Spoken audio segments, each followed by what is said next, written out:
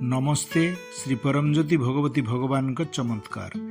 मु भुवनेश्वर ओडिशारू सुकांत कुमार दल बेहरा।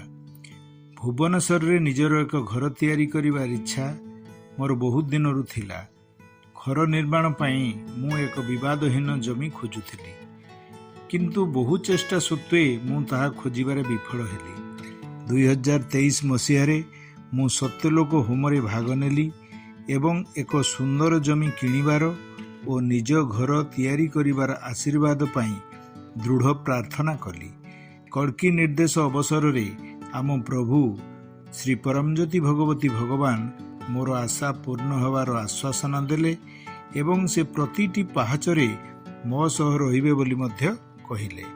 श्री परमज्योति भगवती भगवान को असीम कृपारू होमर केवल 6 मास परे मु भुवनेश्वर रे एक सुंदर विवादहीन जमी किणिबाकू सक्षम हेली। तापरे तुरंत मु घर निर्माण आरंभ कली। मात्र 1 वर्ष मध्यरे मु 3 महला विशिष्ट घर निर्माण शेष कली, जार प्रत्येक महलार निर्माण क्षेत्र हेउछि 2500 वर्ग फुट।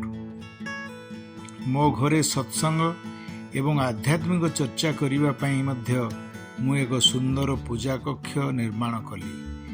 यही समस्त निर्माण अवधि मध्यरे मोर घर संपूर्ण करने को भिन्न भिन्न क्षेत्ररू अर्थ अन्यायसरे आसुथिला।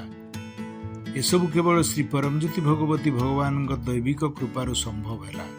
श्री परमज्योति भगवती भगवान यही ऐश्वर्य चमत्कार पाई कृतज्ञतारे उच्छलित हृदय रे मु असीम धन्यवाद अर्पण करुछि एवं तांको चरण कमल रे कोटि कोटि प्रणाम जनाऊँगी। मु सर्वदा तांको चरण कमल रे रहिबा पई प्रार्थना करुछि।